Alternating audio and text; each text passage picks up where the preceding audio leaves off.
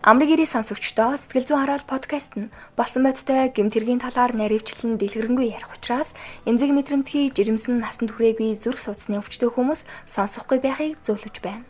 Манай подкаст нь гэмт хэрэг зөрчлөөс урьдчилан сэргийлэх, эрх зүйн мэдлэг олох зорилготой бөгөөд ярьж буй хэрэгүүдийн газар байршил, хувь хүний мэдээллийг тодорхой дурдахгүй болно.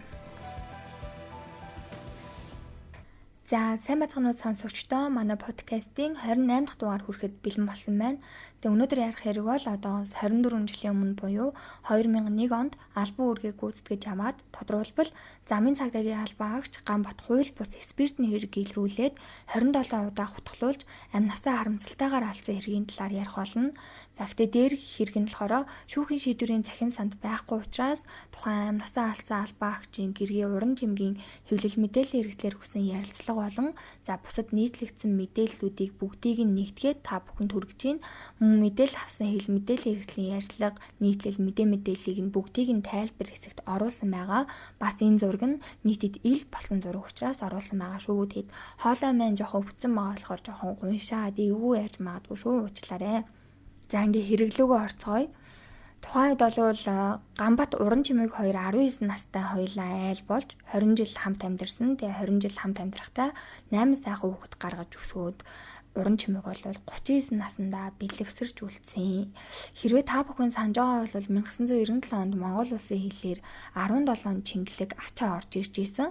Ингээд гайлын шалгалтаар хуурамч нэрээр нийтдээ 340 тонн спирт болох нь тогтоогдоод эрүүгийн эрг үүсгэн тухайн үед шалгаж эхэлж байсан. Хэргийг шалгах явцад асар их спиртийг ус болгон хэргийн баримтыг хуурамчаар үйлдэн хэргийг олвол замхруулан мартуулсан түүхтэй адагдлаар бас иргэд битсэн байлээ. Уг хэрэгээр олвол нэвтрүүлэг хийж Монголын үндэсний олон нийтийн радио телевизийн төв байрлал хутгатай этгээд халдаж хуурцгийг нь бүр хулгайлж исэн удаатай юм байна. За тодруулбал 1997 онд Говьалтай аймгийн хилээр 340 тонн хууль бус спирт нууж оруулж ирж агаад баригдсан юм байна. Энэ хэрэгт бол тухайн үед бүр маш олон төрлийн өндөр албан тушаалтай хүмүүсийн нэр холбогдож, шалгагдаж байсан гэдэг. Гэхдээ тэр үеийн хуулийнхаа яаж чадалгүй яваг хэрэг тэгэл замхраад өнгөрсөн. Тэгээ ер нь бол 1997-98 онуудад хууль бус спиртийн хэрэг их илэрдэг байсан. За ингээд нөгөө 1997 онд илэрсэн 17 чингэлэг спиртийн хэрэг илэрснээс хойш хэсэг нэлээд чимээгүй нам гүмхэн байж яснаа 2000 оны 11-р сард цагдаагийн албаагч Ганбат хууль бусаар тээвэрлэж хил нэвтрүүлсэн спиртийн хэргийг Яармгийн товчоноос албан үүргийг гүйцэтгэж явахдаа илрүүлж шалгаж байсан. Мэдээж цагдаагийн албаагч учраас ажил дээр болсон бүх зүйлээ нэгт нэгэнгүй ар гэрийнхэндээ тоочж ярьдгүй ажилтэй. Тэгээ энергийн хувьд ч гэсэн тэр үйл явдлын дараа бол цагдаа Ганбатын ихнэр уран чимэг нь тагнуулын ерөнхий газарт ажилладаг танилтайгаа автобусны буудлын дээр таарад ажлынхан зөвхнийг болохоор хамт алхаж явбал совин сайхан ярьж байхад нь нөгөө танил нь уран чимэг тандаад манай Ганбаастай сайн ажиллаж байгаа юм билээ. Өчигдөр шөнө хууль бусаар тээвэрлэж явсан их хэмжээний спирт илрүүлсэн тухай мэдээлэл тагнуулын ерөнхий газрын хоногийн мэдээнд орж ирсэн. Сайн ажилласан учраас цаашаа сарын цалингаараа шагнуулж байгаа гэж хэлчихэд яваад өгсөн байна.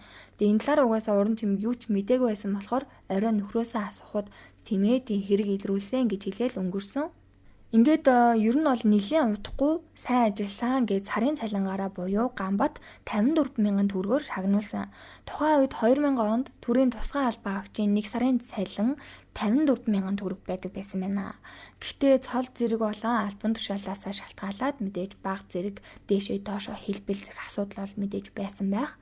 За тэгээ тэдний гэр бүлч гэсэн сарын цалинтай тэнцэх хэмжээний мөнгөөр шагнуулсан хүмүүс чинь баярлаад хүүхдүүдтэй хувцас хэрэгтэй зүйлийг авч өгөөл дуусчихсан байна. Ганбатынх 8 хүүхэдтэй. Тэгээ тухайн үед бол хамгийн бага нь 4 настай, хамгийн том нь 20 настай байсан. Ганбат ч гэсэн ажлаа бүр үнэхээр чин сэтгэлээсээ идэг байсан болохоор удирдах албан тушаалтнууд нь хүртэл үнийг нь маш их сайшааж, онцлог харж шагнасанд маш их баярлаж байжээ тухайн үед. За хэрэг илрүүлээд сарын цалинтай тэнцэх хэмжээний мөнгөөрөө шагнуулаад яг хагас жил буюу 6 сарын дараа Ганбат бол орой ээлжтэй өглөө хүрээд ирнэ гэд хүүхдүүд өмсөд гэрээсээ гарсан. Тэг хэрэг гардаг орой бол хангуул дүүргийн нутаг дэвсгэрдэх аж 3 гээд шинэ постонд гарч эхэлжсэн юм байна. Тэгээд энэ өдөр нь болохоор шинэ постонд ээлжинд очиод гарсан 2 дахь орой байсан. Орой 10-аас 11 цагийн үед тэдний хамаатны дүүн яг тэр постоор явж таарад тэд бол эрүүл сарвал ажиллаа игээл ээжсэн. Бүр хамаатныхаа дүүг зогсоогоод болгоомжтой яваарай гэж хэлээд пост руугаа орсон. За үүнээс нээх утахгүй шөнийн тэг цагийн үед эргүүлийнхэн станцаар нь Ганбатыг дуудаад хахад юусоо хариу өгөхгүй байсан гэсэн. Тэгээ эргүүлийн цагта постуудаар шалгалт хийгээд Ганбатын гарч исэн хяналтын цэгт очиод бол хинч байгаагүй. Тэгээ зөрчилдөө машин шалгахаар явсан байна гэж бодоод өөр хяналтын цэгүүдээ шалгахаар явсан. Тэгээ тухайн үед ч юм бол цагдаагийн аль багч нүг зөрчилдөө машин шалгахаар явсан бол өөр ингэсэн машин тэрэг байхгүй өөрөө алхаж явж ил зөрчилдөө машин шалгадаг байсан. Ингээд нөгөө эргүүлийн цагдаа өглөөний 6 цагийн үед дахиад нөгөө Ганбатын гарч яасан шалгалт нөгөө постн дээр очиод шалгалт хийгээд хяналтын цэг дээр нь ирэхэд бол орой шалгаснаас хойш постэнд хүн орж ирсэн ямар ч улмөр байгаагүйг анзаараад шууд төв рүүгээ буцаж очиод түргэн зарлаж эрен хайж эхэлсэн байна. За харин гэр бүлийнх нь орой 2001 оны 5 сарын 2-ны орой 8 цагт ажил руугаа явсан өглөө ээлжнээсээ ерөөсө бууж ирээгүй. Ажлынх нь газрын хүмүүс хүртэл Ганбатыг асууд сураглаад, залгаад, бүр гэрт нь ирээд эхнэр нь бол тухайн үед юмыг ээж мэдхүү арай хүн амтантай муудалцаад ирүүлжүүлэх хинтерт орчоог байгаа ухааны ботцсон байж идэл удалгүй хангуул дүүргийн цагдаагийн газрын замын цагдаагийн тасгаас уран чимэг рүү халбогдоод за та гэртээ байна уу? Та гэртээ яаж агаарэ гэж яриад тэгээд уулзаад шууд за та сэтгэлээ хараарэ. Ганбатгүй албан үргээ гүйцэтгэж аваад бусдын гарт онц хэрцгийгээр хорлогдож амиа алдсан байна гэдгийг нь хэлсэн байгаа юм. Тэгээ энэ мэдээг нь эхнэр нь сонсоод бүр шоконд орж шууд ухаан нь балартаж ухаан алдсан. Ерөөсөө ухаан алдхаас өмнө хүүхдүүд нь ямар ч байсан уйлж яхийг л сонссон гэж хэлсэн. Тэгээ тэрнээс хойш 2 сарын хугацаанд юу болж өрнсөн өнгөрснийг төдийлөн бүр сайн сандгүй гэж түүний эхнэр өөрөө бүр ярьслахандаа дурдсан байдаг.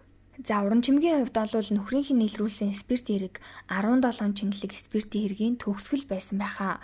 1997-оос 2001 онд хүмүүс спирт хууль бусаар тээвэрлсээр байсан байх. Үүний нэг хэсэг спиртийг л Ганбат маань илрүүлж бусдын 8 эд хөрөнгө бизнес цаад болж хорхотой шүтэнд нь зуугдсан болов уу гэж харддаг гэсэн байлээ. Тэгээд халигаажийн цогцыг бол ээлжинд гарсан өдрийнх нь маргааш өглөө 9 цагийн үед туул голын бургаснаас олсон бөгөөд бидээ бүр маш олон тооны шархтай хүн тутгалуулж амнасаа алдсан байсан байна.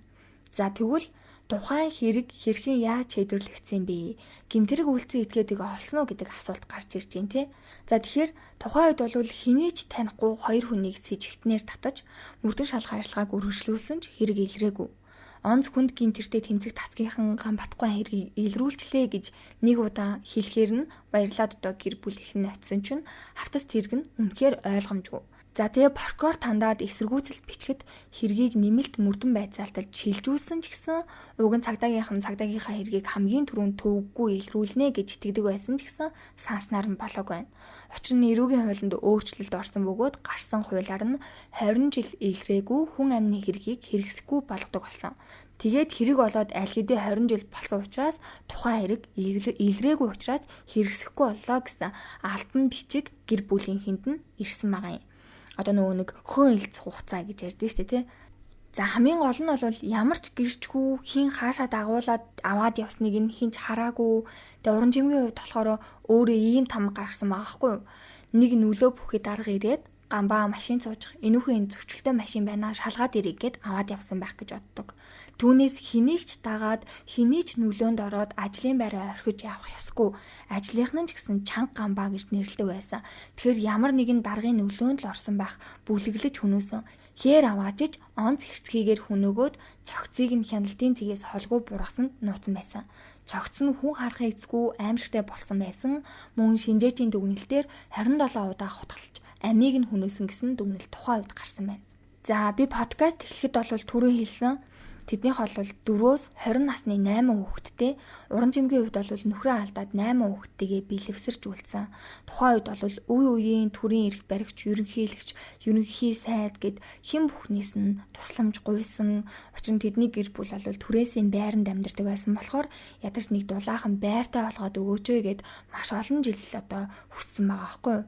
Хинэн ч ерсөө тэдний хүсэлтийг хүлээж авахгүй тухайн үед нөхөө олгор болгоод нэг удаа 3 сая төгрөг л олгож байсан байна. Бас нэг охиныг нь цагдаагийн ахтамд урилгаар сургаж ирсэн. Ингээд маш олон жил өнгөрсөн. Тэгээ ерөнхийлөгч хүрэл сүхийг ерөнхий сайд ахта Багнуур дүрэгт ажиллаж байхад иргэдтэй уулзж яг ярина. Учир байдлаа илэрхийлээд уран чимэг болвол орон байртай болох хүсэлтэй байгаагаа хэлж гуйсан байна.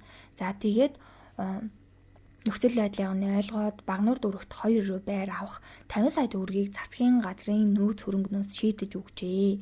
Тэгээ 18 жилийн дараа төр биднийг харж үзсэн туйлын баяртай байдаг би удахгүй байранда орох гэд хүлээж байгаа гэсэн ярьцлагыг бас эргэлт цэгийн сайтад 2 жилийн өмнө буюу 2023 оны 7 сарын 2-ны өдөр өгчээ. За Ганбатын хувьд бол цагдаагийн байгууллагад 21 дэх жилдээ ажиллаж байсан. Түүний эхнэр уран чимгийн хувьд цэрэг цагдаагийн байгууллагад ажиллаж агаад тэтгэвртэй гарсан.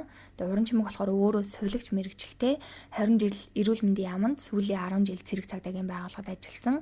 Тэгээ тэтгэвртэй гараад 11 жил болж байна. Түүний нөхөр бол амьд цэрүүн байхдаа чамайг цагдаагийн байгууллагад оруулна, хүүхдүүдэд зөв хүмүүжлэлтэй боловсралтай болгоно, төрөөс орон байр олгоно байгаа гэж ярьдаг байсан. Ингээд уран чимэг бол цагдаагийн байгууллагад орж ажиллаад ахмад ажилтан болжээ. Одоо өр хүүхдүүд нь бүгдээрээ том болцсон. Үргэлж аавыгаа дурсан санаж олон ач зээгээ үнэрлэн сууж байна гэсэн бас ярьцлага өгсөн байна. Тэгээ цагдаагийн байгууллагаас 2007 оноос эхлэн бид мартахгүй өдрөлгийг зохион байгуулж, төр ард түмнийхээ төлөө өргөсөн танхартаа үнэнж байж, гэмтэртэй тэмцэх, нийгмийн хэв журмыг сахиулах, замын хөдөлгөөний аюулгүй байдлыг сахиулах, ариун үүргээ биелүүлж яваад, алтан амиа алдсан алдартнуудынхаа гигэн дурсгалыг хүндэтгэн дурсаж, ар гэрийнхэнд нь хүндэтгэл үзүүлдэг болсон. За энэхүү хүндэтгэлийн арга хэмжээнд бол уран чимэг жил бүр оролцдог. Энэхүү подкастыг бэлтгэхэд хүртэл арга хэмжээний үеэр өгсөн ярилцлага нэвтрүүлэг зэргээс мэдээллийг нь авч бэлдсэн. За ингээд өнөөдрийн подкаст маань энэ хүрээд өндөрлж байна. Тэгээ төгсгөл хэсэгт нь цагдаа Ганбат агсны гэргий уран чимгийн ярилцлагаас үргээд өнөөдрийн подкастаа дуусгая. Одоо тухайн үедээ бол үнэхээр хүнд амьдрал хүнд цаг үе хэцүү, нийгэм хэцүү байсан үед бол одоо үнэндээ бол над бол хүн дээр туссан. Дэшээ тэнгэр. Тий. Тэгтээ бол үнэхээр шудраг ажиллаад шудраг үүргээ гүйцэтгэж яваад төрийн цагдаа тэр тусмаа албан үүргээ гүйцэтгэж яваад амь насаа алдна гэдэг бол үнэхээр хэцүү дууссан насандаа 8 хүүхдээ өнчиж бэлэвсэрч хүрдсэн. Гэлээгээд би өгсний араас өгөх биш өөр хүүхдийн төлөө өнөөдөр их хүртэл гадаа гарч ирж юм болж. Дүүхт хаал мөрөх гэж маш хэцүү байсан. Ойлгохтой болж инээхтэй инээж гэсэн чи хүүхдүүдээ хин дэргэд ойлдгүй юм билээ хүн гадна. Шин цул барьчаад юм уу эсвэл бороор асгартлаа байлдаг байсан би. Сэтгэлээ онгойлгох юм тулд. Тэгэд нийгэм хэцүү үед болохоор надад маш үтсэн. Тэглээгээд би бусдад амьдралаа тохож төрд хаацалж төрөөс юм гооч яваагүй.